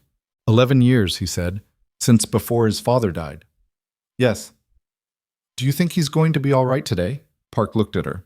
His expression didn't change exactly, but something in it acknowledged the weight of being asked. "Mr. Kang has been in more difficult rooms than this one," he said. "That's not what I asked." A pause. "He'll be all right," Park said. "Today." The qualifier sat there. Today. Not the whole of it. Not the Lee situation, still unresolved. Not the structural damage of 4 people in his inner circle turning, of the map of who was safe having contracted 4 more times. Not what that kind of repeated subtraction did to a person over the long run. Today. She'd take today. The call came at 11:47. Not from Ji-Tae. From a number she didn't recognize, Korean, not the same as the CO faction's call from Wednesday night. She looked at it for 2 rings, while Park watched her from across the table. She answered. Ms. Knox, male voice this time, Korean accent, English precise and deliberate. We know where you are. Her hand tightened on the phone. She kept her face still. Then you know I'm not alone, she said. Park Sung-jin. Yes. One man. A pause. We're not calling to threaten you. We're calling to offer you a way out of this that doesn't involve being in the middle of whatever Kang does next. I'm listening, she said, because listening was not agreeing, and she needed to hear the shape of it. The peace meeting is not going as planned, the voice said. Your Kang Ji-Tae is, as we expected, more composed than we calculated. He will probably walk out of that room with an agreement that costs him less than it should. A pause.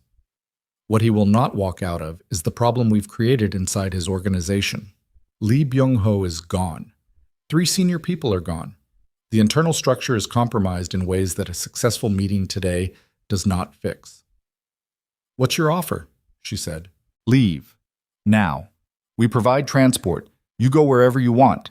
Atlanta, anywhere. This stops being your problem. The voice was measured, reasonable, the voice of someone presenting a business proposition. Kang's attachment to you has cost him more than he'll admit. Your leaving removes the pressure point. The CO faction withdraws from active operations against his group. Everyone stabilizes. She sat with it. She looked at Park, who was watching her face with the focused stillness of someone reading a situation from outside it. And what does the CO faction get? She said. Territory, the voice said. The 2 districts Lee Byung-ho was supposed to facilitate the transfer of. Kang gives us those and we leave him the rest. You want me to convince him. We want you to leave. Whether you convince him of anything is your business. A pause. But a man who no longer has a personal vulnerability tends to make cleaner decisions. She understood the logic. She hated how clean it was. I'll think about it, she said. You have until this evening, the voice said. The call ended. She set the phone on the table. Park was still watching her. You understood that? She said. Enough, he said. Tell me what you would do. Park looked at her for a moment. That's not my decision. I know, I'm asking what you think. He was quiet for long enough that she thought he wasn't going to answer. I think, he said carefully, that you leaving is the thing Mr. Kang would agree to if you put it to him. To protect you. He looked at his hands. And I think he would be wrong to agree to it, and he would know that, and he would agree to it anyway. She looked at him. Because he wouldn't be thinking clearly, she said. Because some calculations people make accurately for everyone but themselves, Park said. The apartment was quiet. The city was below them, doing its indifferent work. She thought about Ji-Tae in a room with the CO faction right now, composing himself into whatever version of Kang Ji-Tae closed a room successfully. She thought about the kitchen at 6 in the morning, the 3 a.m. hour, not the ones you choose. She thought about the CO faction's offer, and how reasonable it was, and how completely she didn't trust it. Because a man who is willing to destabilize an entire criminal organization to acquire 2 districts does not stop at 2 districts. And a pressure point you remove in the visible sense does not disappear. It just becomes the shape of an absence, which is its own kind of leverage. She would still be used, just from farther away. And Ji-Tae would be left with a hollowed-out organization, 4 vacancies in his inner circle, a structural wound that Lee Byung-ho had spent months designing, and the particular kind of isolation that came from losing people one by one until the circle was small enough to be dangerous. She sat with all of this. Then her phone buzzed again. Different number. She looked at it and felt something cold slide through her. It was a photograph. Ji-Tae. In the meeting room she didn't know, at a table she'd never seen, surrounded by men she didn't recognize. Bon, she could see that. She looked first for that. But the quality of the photograph, the angle, the fact that it existed at all, told her something she hadn't known 3 minutes ago. There was someone in that room who was sending photographs. Someone Ji-Tae believed was on his side. She stood up. Park was on his feet before she was, reading her face. There's still someone inside, she said. In the room with him right now. Park had his phone out. Call him, she said. He's in the meeting. Call him anyway. Park called. The line rang. Went to voicemail. He called again. Rang. Voicemail. She looked at the photograph again. Looked at the table, the room, the configuration of men. She thought about architecture. About someone who had spent months building something, who had been found out, who had run, but who had not run without first making sure his structure would still function without him. Lee Byung-ho hadn't run because he was afraid of what Ji-Tae would do to him. He had run because his work was already done. The meeting room, the peace negotiation, the composed, controlled version of Kang Ji-Tae that the Seo faction had correctly anticipated would appear, because they had planned for it, because someone had told them exactly what composed looked like, and exactly which configuration of people in that room would make him lower a guard he didn't even know he was lowering. She looked at Park. Who set up the meeting today? She said. Not the Seo side, Ji-Tae's side. Who arranged the location? Park's expression shifted. Lee Byung-ho, he said. He stopped. Before he was confirmed. Before he ran. 6 hours before the confirmation and the flight, Lee Byung-ho had been operations director, and in that capacity he had arranged the logistics of the meeting that was supposed to close the CO situation, and he had chosen the location, and he had chosen the configuration, and then he had packed his family into a car and driven them out of Seoul and left the structure standing behind him. Ji-Tae was in a room that Lee Byung-ho had built. We have to get to him, she said. Park was already moving, jacket, phone, keys, the systematic preparation of a man who understood urgency and didn't waste it on expression. The address, she said. He gave it to her. She was already at the door. You're not coming, Park said. You can't drive and manage this at the same time. You need an extra set of eyes. She looked at him straight. He is in that room right now because of me, because of what I am to him and what Lee used that for. I am not sitting in this apartment while Ms. Knox, Park. Her voice was level and absolute. I'm coming. He looked at her for 1 second, opened the door. They moved. The car descended through Yongsan toward the address Park had given her. A building in Junggu, a legitimate office tower, the kind of location that was chosen precisely because it looked like nothing special. She sat in the front passenger seat with her phone in her hand and the photograph still on the screen, and she tried Ji-Tae's number once more and got the voicemail and left nothing because there was nothing useful to leave. Park was on the radio, an actual radio, encrypted, the first time she'd seen him use it, speaking to someone in fast Korean. She caught enough to understand he was trying to reach the people stationed outside the building. The response, when it came, made his jaw tighten. What? She said. The external team was redirected, he said. An hour ago, standing orders from operations to cover a secondary location. Lee's orders, she said. Not a question. Standing orders, Park said again, which was the same answer. She looked at the city moving past the windows and she thought about the photograph and the empty phone line and the way Lee Byung-ho had looked at her at those meetings with polite blankness, and she thought, he saw everything.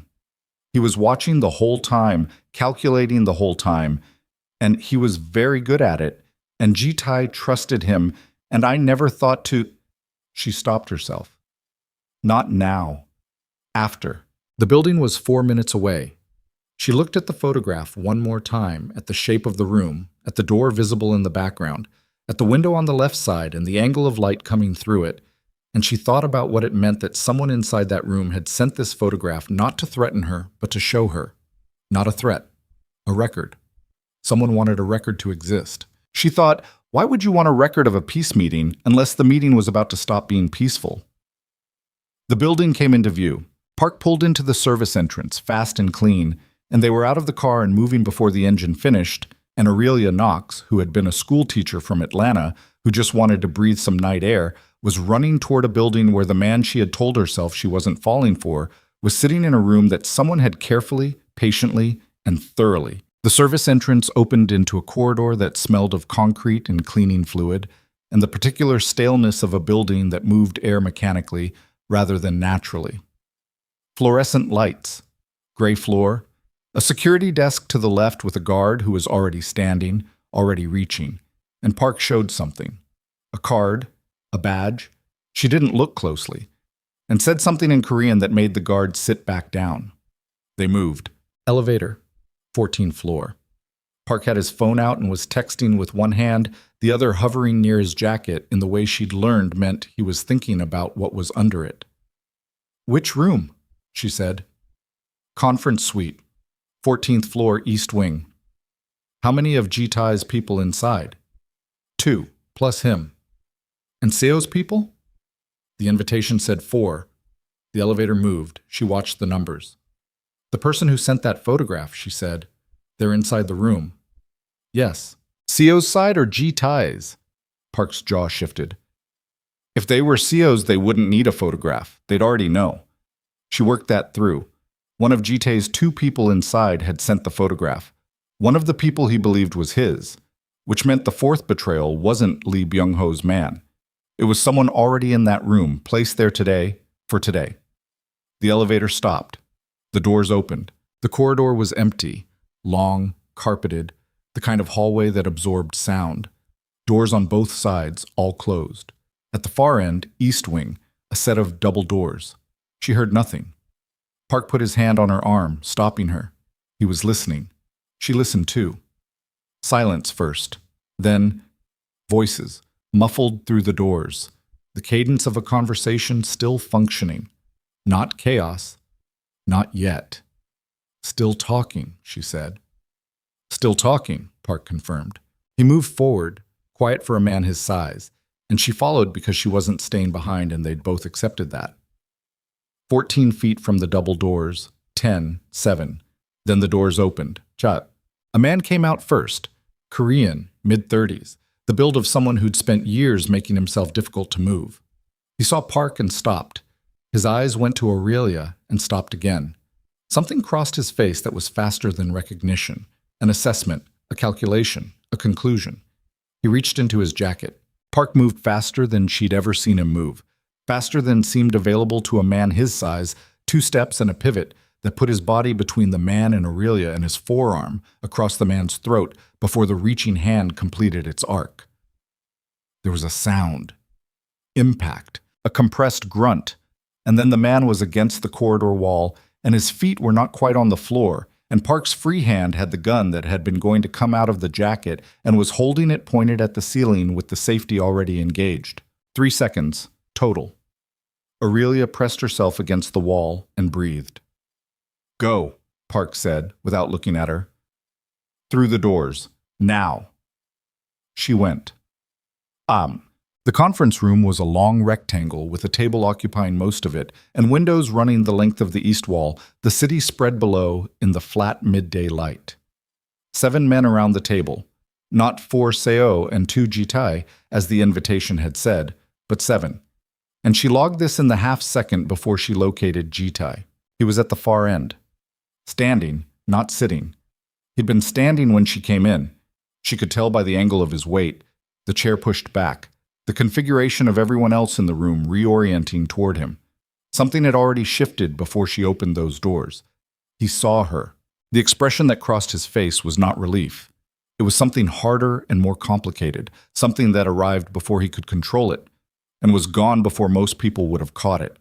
But she caught it because she'd learned to read the things that preceded his control. Across the table from him, a man she didn't know, late 50s, heavy, the settled weight of someone who'd been powerful long enough that authority had become physical, was watching Aurelia's entrance with a stillness that was more dangerous than movement.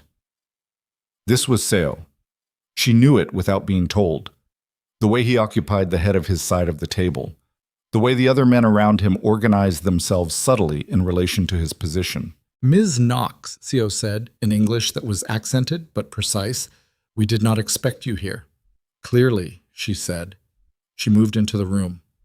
Ji-Tae's eyes tracked her. She could feel them. But she didn't look at him yet, because looking at him would tell everyone in the room something about the architecture of what was between them, and she needed 30 more seconds before she could afford that. "Sit down," Seo said. "I'm fine standing." That was not a suggestion. I understood what it was. She stopped at the midpoint of the table, equidistant from both ends. "You sent me a photograph of this room 20 minutes ago." Seo looked at her without inflection. "I don't know what photograph you mean," he said. "Someone in this room sent it, from inside the meeting." She looked around the table slowly, face by face. Someone wanted me to see that this meeting was happening, to see the configuration of it, to come here. She let her eyes settle. Which means someone wanted a variable introduced that you hadn't planned for. A silence. Ji-Tae spoke. Aurelia. His voice was level and careful. Leave the room. No. This isn't... Someone in here is not what they said they were, she said, still not looking at him, keeping her eyes on the table. Lee Byung-ho chose this room. He chose the location, the layout, the approach. He ran 6 hours ago. But this meeting is still proceeding the way he designed it, which means whatever he built into it is still functioning. She looked at the two men on Ji-Tae's side of the table. Which one of you sent the photograph? The room was very still. One of the men, younger, sharp-featured, a quality of too much stillness that she'd learned was worse than movement, looked at the table. The other one looked at her. I did, the second one said. Ji-Tae's head turned. The man, she didn't know his name, she'd never been given names for the people who attended the meetings, kept his eyes on Aurelia. The window, he said. Left side of the room, third panel. Ji-Tae moved before she understood why. He crossed the room in 5 steps and grabbed the man next to him, the one who'd looked at the table, by the collar, and pulled him away from the window in a movement so fast and decisive that it looked inevitable in retrospect. And in the same moment, the third panel of the east-facing windows, 14 floors up, overlooking the city's flat midday geometry, cracked, not broke, cracked. A single precise impact point in the glass, a spider of fractures spreading outward from a puncture the size of a finger, a suppressed shot. The man Ji-Tae had pulled from the window made a sound. Surprise, pain, the involuntary vocalization of a body registering something happening to it. And then Ji-Tae had him down behind the table and Aurelia was already moving, down and low, the instinct arriving before the thought, her palm flat on the carpet and the table edge above her head, and her heart suddenly very loud and very fast. The CO side of the table was in motion, not chaos, organized motion, men who'd trained for this or something like it, moving to cover positions with the efficiency of people who'd discussed contingencies. Seo himself hadn't moved. He was still in his chair, and watching him, she understood something. He hadn't flinched, not because he was brave, because he'd known the shot was coming. Ji-Tae came up from behind the table. He looked at Seo. Your man, he said. His voice was quiet, quieter than the room deserved. Theo spread his hands on the table. I have no idea what you mean. The sniper outside this window, Ji-Tae said. He's yours. Lee set the location. You placed the shooter. He moved around the table slowly, keeping the furniture between himself and the window. This was never a negotiation. Everything is a negotiation, Seo said. The question is what you're negotiating with. You wanted me in this room. I wanted clarity, Seo said, about your priorities. His eyes moved, briefly, precisely, to Aurelia behind the table. Ji-Tae went very still. That was the point of the photograph, Aurelia said from the floor, understanding arriving in pieces. Not to warn me, to get me here. You knew he'd been trying to keep me away from active situations. You knew if there was a photograph that implied threat, I'd come. She looked at the man who'd claimed to have sent it, still against the wall, watching the room with the focused calm of someone whose role had concluded. You're not Ji-Tae's man. He is today, Ji-Tae said. He was 6 months ago. Before Lee, she said. Yes. Lee didn't know about him. No. Something in Ji-Tae's voice shifted, not soft, but less flat. Some things I kept separately. She processed this from the carpet. Ji-Tae had a piece the architects hadn't found, one thread they hadn't pulled. The man who'd sent the photograph had been placed specifically so that Lee's structure wouldn't touch him, and he'd done exactly what he'd been positioned to do. Introduce a variable, put Aurelia in the room, disrupt the configuration Seo had been counting on.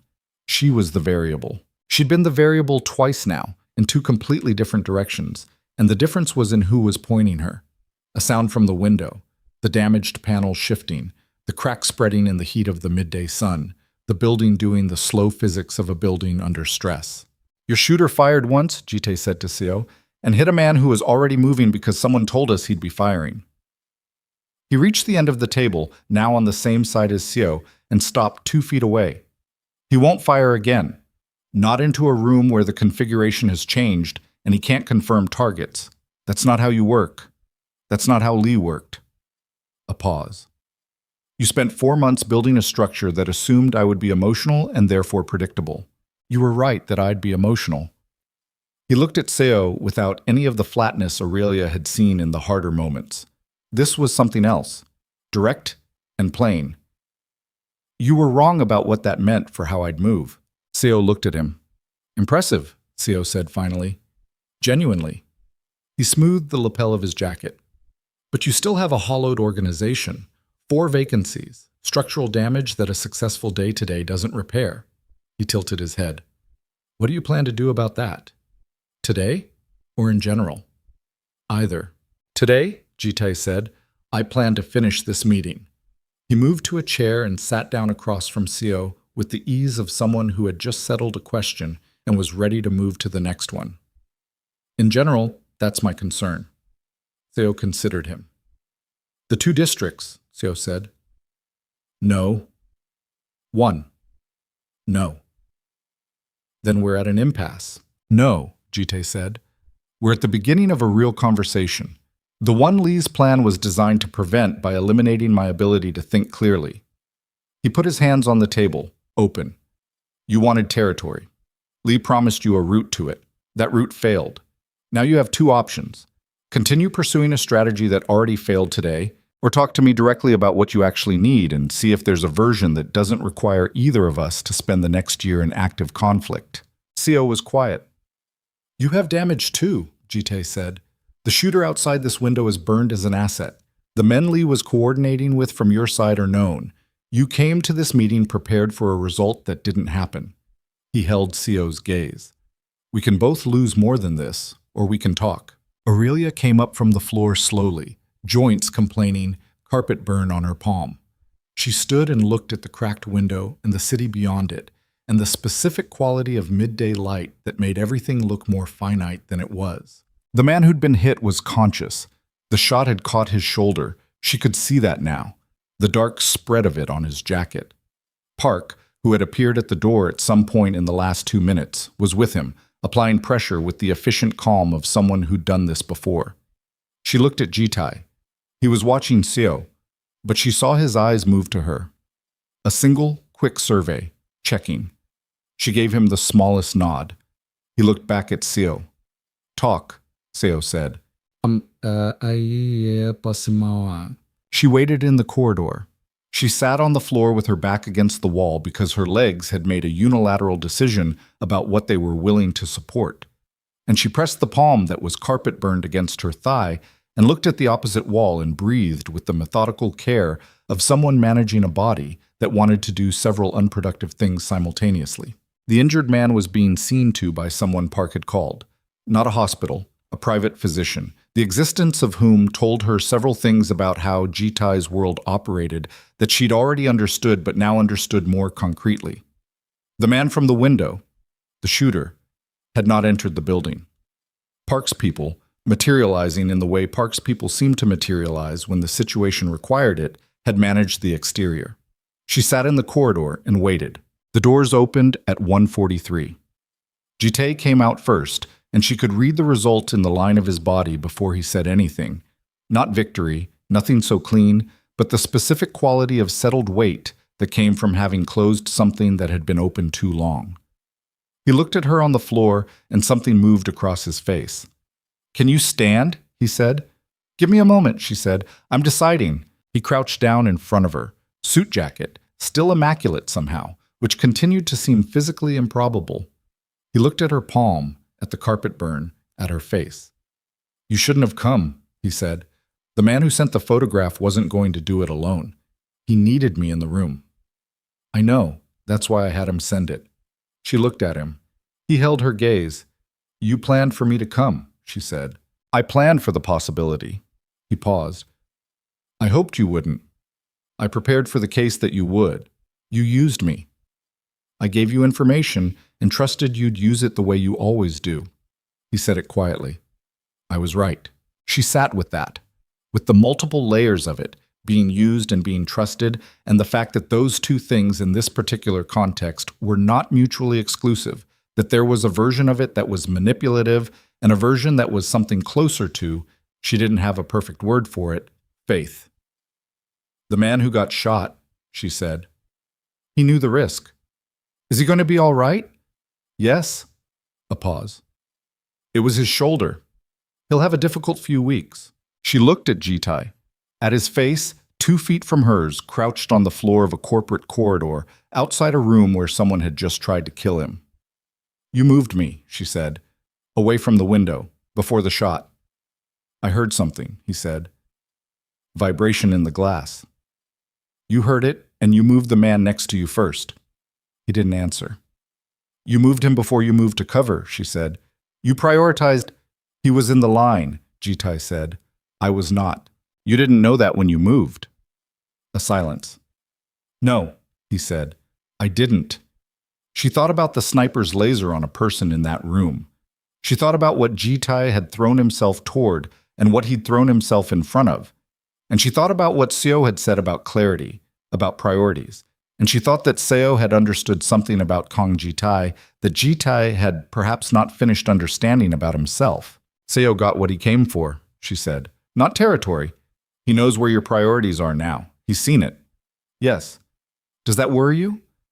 Ji-Tae looked at her for a long moment. It clarifies things, he said. How? It means the calculation is changed, he said. What I'm protecting, what I'm willing to lose, and what I'm not. He looked at his hands briefly. I've been managing this organization for 7 years by being the person who could make every calculation clearly because nothing was more important than the organization itself. He looked back at her. That's no longer accurate. The corridor was empty except for them. Aurelia Knox, school teacher, witness, variable, pressure point, sat on the floor of a 14th floor hallway and looked at a man who had just told her, in his specific and precise way, that she had displaced an entire criminal empire from the top of his priorities, and she felt something very large and very complicated happening in her chest. Ji-Tae, she said. I know, he said. I know what it means. I know what it costs you. He held her gaze. I'm not asking you to. Help me up, she said. He stood, extended his hand. She took it, and he pulled her to her feet, and they stood very close in the empty corridor, his hand still around hers, and she looked at him directly. You took a bullet for someone, she said. In that room. You moved without calculating. I calculated. In the time it takes to cross a room? You calculated? Quickly, he said. She looked at him. He looked back. Neither of them moved. The organization, she said. What Lee broke. What this costs. Your people know now that you moved the way you moved today. Yes. Some of them will see weakness. Some already do. And the rest? He was quiet for a moment. The rest saw something else, he said. She thought about Park, 11 years. About the man who'd sent the photograph, positioned 6 months ago and held in reserve. About the quality of loyalty that looked different from the kind Lee Byung-ho had performed. Quieter, less visible, built without announcement. What did Seo agree to? She said. A boundary, Ji-Tae said. Specific and defined. No territory changes. A boundary of operations. His side, my side. A 2-year period of no active movement against either. 2 years. Long enough to repair the internal structure. Long enough to... He stopped. Long enough for what? She said. He looked at her. To make different decisions, he said, about what the organization is, what I want it to be. He said it carefully, like something being handled that could break. I've been running it the way my father ran it because that was the shape of it when I inherited it, and changing the shape takes time and costs things I wasn't prepared to cost. A pause. I'm more prepared now. She heard what was under it. She'd gotten good at that. How different, she said. That's a longer conversation, he said. I know. She looked at their hands, still connected. We should probably have it somewhere that isn't a hallway. Something happened in his face. Slow, real, the kind of thing that didn't get constructed. Yes, he said. We should. Park appeared at the elevator. He looked at them, looked at their hands. looked away with the diplomatic efficiency of a man who had perfected the art of selective sight over 11 years. "Car's ready," he said. Aurelia looked at Ji-Tae one more time. The man in front of her was not the figure she'd seen in the alley behind Club Sable. That man had been defined entirely by what he controlled. This one still controlled things. She had no illusions about what he was, about the weight and cost of it. But there was something else present now, visible in the way he held himself in the corridor, in the way he'd moved in that room, in the word different, and what he'd meant when he'd said it. She didn't know what came next. She knew the organization was damaged, and the 2-year boundary was a bandage on something structural, and Lee Byung-ho was still out there somewhere, and Ji-Tae had 4 vacancies in his circle, and a reputation for attachment that Seoul was already cataloging. She knew all of that. She also knew that her hand was still in his, and she hadn't moved it. They walked to the elevator. Park pressed the button. The doors opened, and Ji-Tae's phone rang. He looked at the screen. His face went completely flat, the kind of flat she'd only seen once before, when Park had confirmed Otae-suk, and she understood before he said a word that whatever was on that screen was not the end of something. It was the beginning of... The phone call lasted 90 seconds. Aurelia watched Ji-Tae's face during all of them. She'd gotten good at this, reading the things that preceded his control, the small shifts that happened before the construction went up. What she saw in those 90 seconds was not the flatness of processing, not the weight of another betrayal. It was something older, something that had been waiting. He hung up. He looked at Park. "Lee," he said. Park was very still. "They found him," Ji-Tae said. "Incheon. He was trying to move through the port." He looked at the elevator doors, at their reflection in the brushed steel. "He's asking to speak to me directly. Before." The word sat in the air without its ending. They all understood what came after before. "Don't," Aurelia said. He looked at her. "Whatever he wants to say, it's designed to do something to you. That's what he does. He builds things." She held his gaze. "You don't need to give him the last word." Ji-Tae was quiet for a moment. "I know," he said, "but you're going to anyway." "Yes."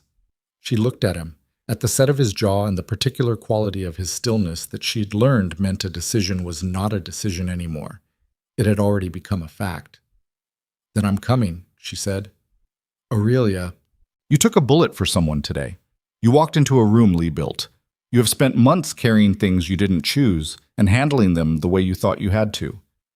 She said it quietly, without heat. "Let someone stand next to you for the last one." The elevator doors were still open, waiting. Park looked at the ceiling with the focused attention of a man examining architecture. Ji-Tae looked at her for a long time. "All right," he said. "Dasetsun." Incheon was 40 minutes from the city, the highway running flat and wide past the Han River's mouth and out toward the coast. They drove in the gray sedan, Park at the wheel, and the midday light was shifting toward afternoon, the sky doing the slow work of changing its mind about the weather. Ji-Tae said almost nothing for the first 20 minutes. Aurelia let him have it. She understood by now that his silences were not absences. They were the opposite, the full of something that needed containment before it could be expressed or acted on. At the 20-minute mark, without looking away from the window, he said, "I hired him when I was 31. He'd been with my father for 6 years before that. When my father died, Lee was the one who walked me through the operations. Every structure, every relationship, every name." A pause. "I trusted him the way you trust someone who knew the person you're trying to become before you did." She said nothing. She let it land. "He wasn't wrong about everything," Ji-Tae said. "The decisions I've made in the last 2 years, moving the organization away from certain operations, becoming more selective, he thought it was weakness. He wasn't wrong that it changed things. He was wrong about what it meant." "He thought you were losing your edge," she said. "He thought I was losing myself." Ji-Tae turned from the window. He may have believed genuinely that what he was doing was protecting something. The organization, my father's legacy, the version of this that was supposed to continue. He paused. "That doesn't change what it cost." "No," she said. "It doesn't." They drove. Lee Byung-ho was in a warehouse at the edge of the port district, The practical, utilitarian kind that smelled of salt and machinery, and the particular industrial exhaustion of a place that worked without caring who was watching. Ji-Tae's people had him in a room at the back, which Aurelia did not enter. She waited outside with Park, leaning against the exterior wall in the thin coastal air. While inside the building, the man who had spent 4 months dismantling everything said whatever he'd asked to say. She heard nothing. The walls were solid and old. Park stood beside her with his hands in his pockets, watching the port. 11 years, she said. You were there for all of it. Yes. Did you know about Lee? I knew something was wrong, Park said. I didn't know what or who. Sometimes you can feel the shape of a thing before you can see it. She looked at the water, gray-green, industrial, the kind of water that moved cargo rather than inspiring people. What happens after today? She said. The organization, the structure. That depends on Mr. Kang. What does your instinct say? Park was quiet for a moment. My instinct says he's been waiting for a reason to change the shape of it, Park said. And now he has one. He glanced at her briefly. Or several. She absorbed this. He'll need people he can trust, she said. He'll need to rebuild who that is. Park looked at the water again. That takes time. It's done slowly, or it's done wrong. But it can be done. Everything can be done, Park said. The question is what it costs. She thought about cost, about the particular accounting of the last 6 weeks, what had been spent and what had been gained, and whether the ledger balanced or whether that was even the right way to look at it. She'd walked out of a nightclub door for air and walked into a world that operated by different physics than the one she'd known, and she'd navigated it by doing the thing she always did, paying attention, staying clear-eyed, refusing to pretend she understood things she didn't, while also refusing to pretend she was less capable than she was. She'd been afraid. She still was, in the residual way of someone coming down from sustained adrenaline. She was also, in some ways she didn't have clean language for, more present than she'd been in years, more located in herself, as if the friction of the last weeks had stripped something away that she hadn't known was insulation. The warehouse door opened. Ji-Tae came out. He crossed to where she was standing and stopped. She looked at his face. He looked at hers. He didn't tell her what Lee had said. She didn't ask. Some things were not hers to hold. All right, she said. He considered the question with the seriousness he brought to things that deserved it. Not yet, he said. Eventually. Okay, she said. They stood at the edge of the port in the coastal air and the shifting afternoon light, and neither of them spoke for a while, and that was all right too. 3 days later, she went back to her apartment in Mapogu. Ji-Tae's people had been through it. She could tell, the way you could tell when a space had been examined by someone methodical, things were placed slightly off from where she'd left them. Clean, though, safe, they'd determined. The threat that had made the safe house necessary was resolved. She stood in the middle of her studio and looked at it. The window over the pharmacy. The kitchen where she made bad coffee. The bookshelf she'd built by stacking books on top of each other because she'd never gotten around to buying actual shelves. The life she'd constructed in 8 months in Seoul. Careful, solitary, quietly competent. She thought about what Park had said. Everything can be done. The question is what it costs. She called her mother. Sunday morning, Atlanta time. The call her mother had come to depend on. Her daughter in Seoul, doing fine, having adventures. You sound different, her mother said, 15 minutes in. I'm tired. No, not tired, different. Her mother had a particular skill for the thing behind the thing, had always had it, the way some people were tuned for frequencies others couldn't hear. Something happened. A lot of things happened. Are you safe? She thought about this honestly. Yes, she said. Right now, yes. Right now. That's all any of us have, Mom. Her mother was quiet for a moment. You sound like someone who's been through something. I have. Do you want to tell me? Not yet, she said, eventually. She heard her mother absorb this, the weight of not knowing set against the weight of her daughter's voice, which was tired but not broken, uncertain but not lost. Okay, her mother said. I'm here when you do. I know, Aurelia said. That's the one thing I've never doubted. She hung up and sat on her couch in the afternoon light coming through the window over the pharmacy and thought about the word eventually, and how many times she'd said it in the last 3 days. Eventually, and not yet, and slowly. The vocabulary of after. Ji-Tae came to her apartment for the first time on a Thursday evening. Not in the black car. He came in a car she didn't recognize, and he was in clothes she'd never seen. Not a suit, which was a first, just dark trousers and a shirt, sleeves not yet rolled up. He stood in the doorway of her studio and looked at the books stacked on each other and the window and the coffee maker on the counter. "You need shelves," he said. "I'm aware." He came in. He stood in the small space, and it didn't overwhelm it, which surprised her. She'd expected someone from his world to make a studio apartment feel inadequate. Instead, he moved through it with the attention of someone genuinely looking, the way he looked at things he wanted to understand. He picked up a book from the stack, examined the cover, put it back. "You teach this?" he said. "Not that one. That one's mine." "What's it about?" "A woman who makes a series of decisions that seem reasonable at the time," she said. He looked at her. "Does it end well?" he said. "Depends on your definition." He set the book down carefully. He moved to the window and looked at the pharmacy below, at the street, at the ordinary Thursday evening commerce of Mapogu, going on without any knowledge of the things that had happened in the last 6 weeks. "I've started the process," he said, "of restructuring." She waited. The 2 operations that Lee was most involved in. "I'm closing them." They were the most exposed, the most legally compromised. Closing them costs money and costs relationships, but the alternative is operating in structures that were built to collapse. He turned from the window.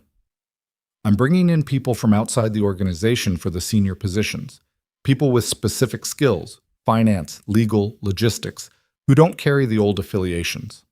A pause. "It will take 2 years, minimum. It will be resisted. The CO boundary helps, but it doesn't remove every pressure." "But you're doing it," she said. "I'm doing it." She looked at him, at the ordinary light of her apartment on his face, which was the most context she'd ever seen him in. Not a restaurant or a car or a room with glass walls overlooking the city, but a studio apartment above a pharmacy in Mapogu with books stacked on the floor. He looked like a person, not a position, not a calculation. A person who was tired and had made a decision and was standing in a room telling someone about it because telling someone made it more real. "You didn't have to come here to tell me that," she said. "No." "You could have called." "Yes." She sat down on the couch. He remained standing, which was very him, and she let that be. "What do you want?" she said. Not the way she'd said it the first night. Defensive, tactical, searching for the shape of a threat. Just the question. He looked at her for a moment. "I want to have dinner," he said. "Here. Tonight. Without it being a meeting or a cover or an operation." He said it simply, without framing it as more than it was. "I want to order food from somewhere on this street and sit in this apartment and not be anywhere I'm supposed to be." She looked at him. "There's a jjajangmyeon place 2 blocks north," she said. "The delivery is 20 minutes. "All right," he said. "You'll have to sit on the floor. I only have the couch." "All right. And I'm not dressing it up. It's jjajangmyeon." "I understand what jjajangmyeon is." "I know. I'm just saying." He sat on the floor with his back against the couch. She ordered the food. They waited the 20 minutes in the kind of quiet that had stopped being uncomfortable somewhere in the weeks before and had become something she recognized. The quiet of 2 people who didn't need to fill space with performance. The food came. She put the containers on the coffee table. They ate on the floor of her studio apartment above the pharmacy, and the evening deepened outside the window over the pharmacy. And Seoul did what Seoul always did. Moved, lit itself, maintained its enormous and different life. "Tell me something I don't know about you," she said. He looked up from the container. "That's a broad request." "Start anywhere." He was quiet for a moment, thinking genuinely, not deflecting. "I studied piano for 8 years as a child," he said. "My father required it. He believed it taught discipline and patience." A pause. "I was not good at it. I was technically proficient and completely without feeling. My teacher said I played as though the music was an obstacle to overcome." She looked at him. "That tracks," she said. He gave her the look. She gave it back. "Do you still play?" she said. "There's a piano in the Seongbuk house. I play occasionally, badly and without feeling, but occasionally." "I'd like to hear that," she said. "No, you wouldn't." "Okay, I'd like to watch you play it. That's different." Something happened at the edge of his mouth. "Perhaps," he said. She ate her jjajangmyeon. He ate his. The evening went on. 6 weeks after Incheon, she stood on the rooftop of the Seongbuk house in the early morning. It was October. The trees in the courtyard below were beginning to turn. She'd been watching them shift for the last week, the slow announcement of the season, the branches going gold at the edges first. She'd come back to the house not because she had to, but because it had become, somewhere in the last month, a place that felt like hers. She had her coffee, the real kind from her machine, which was now permanently on the kitchen counter alongside the professional espresso maker that Ji-Tae had stopped defending. She heard him on the stairs before she saw him. He came through the rooftop door in the early light, jacket off, a cup in his hand. The version of him that existed before the construction of the day went up. He looked at the city below. Seoul in early October, cool and bright, the Han River a ribbon of light in the distance. He stood next to her. They drank their coffee. "Lee's trial begins in 3 weeks," he said. He'd turned himself in, ultimately. The architecture of that decision was complicated, and she only knew parts of it, but it had happened. His lawyer is arguing diminished capacity. Will it work? No. She nodded. She'd expected that answer. The Incheon operations director is in custody too, he said, and the 2 Seoside coordinators. The legal process will take time. He paused. My attorney believes the organization's restructuring will be viewed favorably if anything touches us directly. Clean hands or cleaner. Are you worried? I'm attentive, he said. There's a difference. She looked at the river. Marcus is getting married, she said. He told me yesterday. He's staying in Seoul. Do you like her, the person he's marrying? I haven't met her yet, but he spent 20 minutes talking about how she argues with him about everything and couldn't stop smiling while he did it, so I think so. Ji-Tae was quiet for a moment. That's a reasonable indicator, he said. She looked at him sideways. Did you just make a joke? I made an observation. It had joke-like properties. He drank his coffee. She thought about the night behind Club Sable, about standing in that alley in the July heat wanting to breathe, and what she'd gotten instead, and the chain of decisions that had led from there to here, to an October rooftop in Seongbuk-dong, to this coffee, to this man standing next to her who had told her once that some things got easier and some didn't, and that it was never the ones you'd choose. She thought about that, about what had and hadn't gotten easier, about what she'd given and what she'd gained in the specific accounting of a life that had pivoted on a Tuesday night in July. She didn't regret it. That surprised her still when she looked at it straight.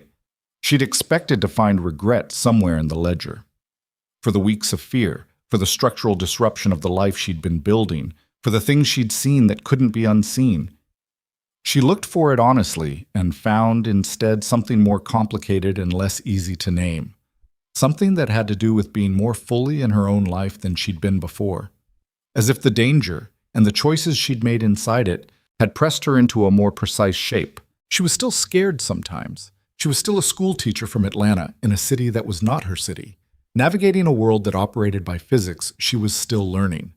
She did not have illusions about what Ji-Tae was or what his world cost or the work ahead. The 2 years of restructuring, the gaps left by the 4 vacancies, the CO boundary, that was a truce and not a resolution. She knew all of that. She also knew he was standing next to her in the early morning with his coffee, in the version of himself that didn't perform for anyone, and that the piano in the downstairs room had been played 3 times in the last month, technically proficient and completely without feeling. And she had watched all 3 times from the doorway, and she had thought, this is what a person looks like when they're practicing something they haven't figured out yet how to love. Ji-Tae, she said. Yes. She turned to look at him. He turned to look at her. October light, the city below them, the trees in the courtyard doing their slow and committed work of changing. I'm not going anywhere, she said. He looked at her. I know you didn't ask, she said. And I know you wouldn't. And I know the next 2 years are going to be difficult. And there are things I still don't fully understand about what you do and what it costs. She held his gaze. But I want you to know, so you don't have to wonder. He was very still. Not the controlled stillness, the other kind. The kind that meant something had arrived that he didn't have an immediate architecture for, that was being received without management. I don't know how to do this, he said finally. Whatever this is. Neither do I, she said. I'm a school teacher. You're what you are. There's no manual. No. We figure it out, she said, slowly, without pretending it's simple. He looked at her for a long moment. Then he reached out and took the coffee cup from her hand and set both cups on the rooftop ledge. He turned back. He looked at her the way he'd looked at her in the kitchen at Songbuk-dong, when the phone had rung and interrupted something. But now the phone wasn't ringing. There was no interruption coming. It was just the morning and the city and the trees below and whatever was between them that had been building since a Tuesday night in July and had refused against all practical sense to stop. He put his hand along her jaw the way a person touched something they were learning to be careful with. She didn't move. He leaned in and she met him, and the kiss was quiet and unhurried and entirely without performance. Two people at the end of something and the beginning of something else, in the early light of an October morning in Seoul. Below them, in the courtyard, the old trees held their ground. They'd been there longer than the house, longer than the wall, longer than the neighborhood around them. They didn't rush the season. They changed when the season called for it, and they held when the season called for that. And they were neither soft nor brittle, just rooted and present and enormously patient. The city moved below them, indifferent and immense the way cities were. The Han River caught the morning light and carried it downstream. In a classroom in Mapo, 16 students were arriving, stacking their bags, finding their seats, preparing to be taught something about how stories worked, about perspective and choice, and the way a single decision could split a life into before and after. On the rooftop of the Seongbuk house, Aurelia Knox stood in the October morning and thought about none of that. She just held her coffee when Ji-Tae handed it back. She just stood next to him. She just looked at the city they were both in, the one neither of them had originally planned on, and let the morning be what it was. Not perfect, not safe, entirely, not the ending of anything that had truly ended, but real, specific, theirs. The sun moved, the light changed, the city went on, and they stood there in it, two people who had arrived at the same place from completely different directions, neither of them certain what came next, both of them, for the first time in a long time, willing to find out.